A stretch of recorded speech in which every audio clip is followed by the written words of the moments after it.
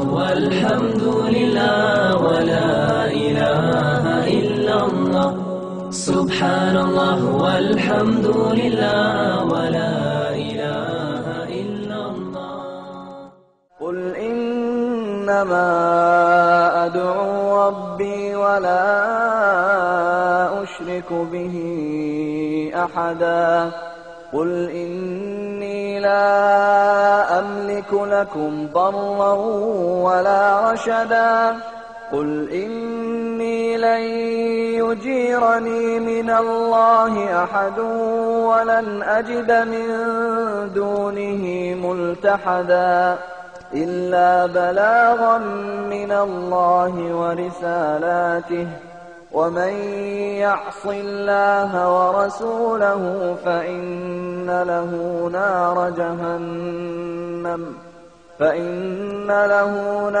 جهنم خالدين فيها أبدا.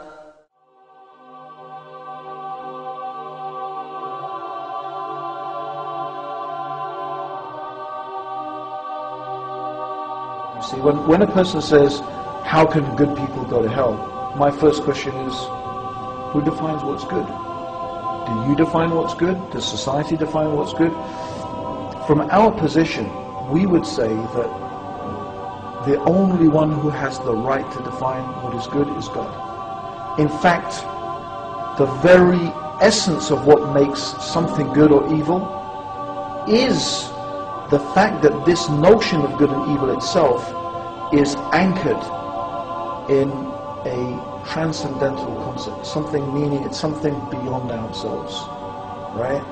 And so that is very, very important, the concept of good and evil. So the first thing I talk about is, well, who defines God, right? It can't just be, who defines good? Good can't just be defined by society or by you or me. So when a person said, why do good people go to hell? I'd say, well, who said that's a good person? Who decides what's good? Who decides what makes a person good? The other way to think about it is that truly good people don't go to hell. And truly good people, as far as God has defined it, as far as the Creator has defined it, good has a foundation. And that foundation starts with that person's relationship and recognition and obedience and submission to God. Sometimes people find this a hard concept to get their heads around. So what I try to do is explain this concept in a way that's a little bit familiar to us. And of course, in no way do I want to compare God to any created thing. I'm just trying to give the concept some framework through which we can understand.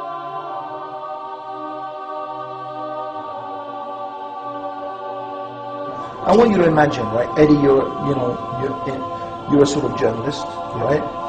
And the Dean Show, you have the Dean Show. You decide one day, you hear about this guy he's a really good guy. He gives lots of charity. He's kind to kids. He's good looking, like me, and like you, and all the, I don't know, whatever, right? Whatever you think, this guy is a great guy. Yeah. But this guy keeps on saying bad things about his parents. Don't talk about my parents. He just says bad things. So you being a journalist, you say, I want to find out, who are these parents? They must be awful people, right?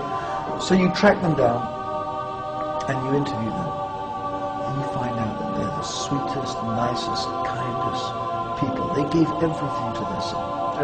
Everything to educate him. They lived in poverty so that he could, whatever you think, but they gave everything. They never did anything bad to him, right? Now what do you think of this guy? He's a creep. Yeah. And you know what? The fact is that all the good that he did just looks like nothing. It's starting to go out the window. Yeah, because you say, I can't ever think of a person who would treat his parents like that as being good. It doesn't matter what he does for the whole of humanity. But if he can't treat his parents properly, how can we look at him as good? Because there are some things that are so bad, so good that you do. And that's how we should look at a person who denies God, who abuses God, who considers something in the creation to be equal with God, this is so insulting and so abusive and so denying the reality of God. And in reality, God has more right to be loved, more right to be worshipped, more right to be respected than even your own parents. I mean, God gave you your parents, right? So this really emphasizes the point that you can do something that is so bad that it outweighs all the good you can do. And that is what shirk, or making partners, or making equals, denying God, denying God's prophets, denying His religion, turning away from God. In the eyes of God, it is so bad that whatever you do outweighs the evil of making partners with God, of denying God, outweighs whatever good you do.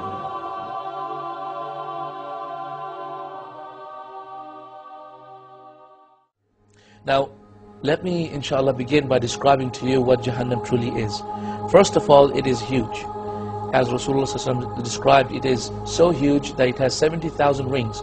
On each ring is a rope, and on each rope is 70,000 angels, as a way of describing to us how huge Jahannam really is, and how great they are, the angels are to actually pull, and how great Jahannam really is for it to require so many angels to actually pull it. And so this is a size, an indication of the size. Also, once Rasulullah ﷺ was actually sitting down with his companions, and they heard a sound, and so Rasulullah ﷺ said, "Do you know what that sound was?" And then Rasul and the companions said, "Allah and His Messenger knows best." At that point, Rasulullah ﷺ said, "That was a stone that was thrown, pelting down from the top of Jahannam into the bottom of Jahannam, and only today, after 70 years, it has reached the bottom." So you can just imagine how deep and how vast and how wide and vast Jahannam truly is.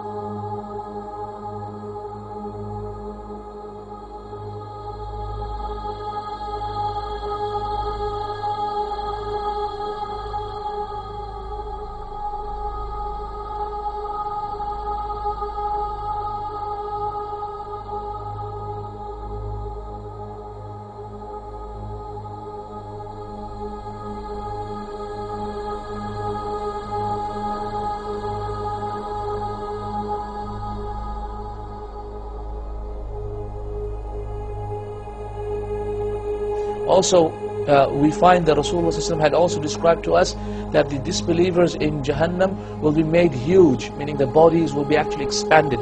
And the reason for that is so that they actually increase in their punishment. Because the more surface area of your body that you have, the more punishment you will feel. So Allah subhanahu wa ta'ala will increase them and make them huge people and increase their sizes in Jahannam, until Rasulullah sallallahu alaihi wasallam described that the seat of a person who will go to Jahannam will be the distance of a fast horse that travels between Mecca and Medina. So imagine the distance of Mecca and Medina. It's approximately 458 kilometers.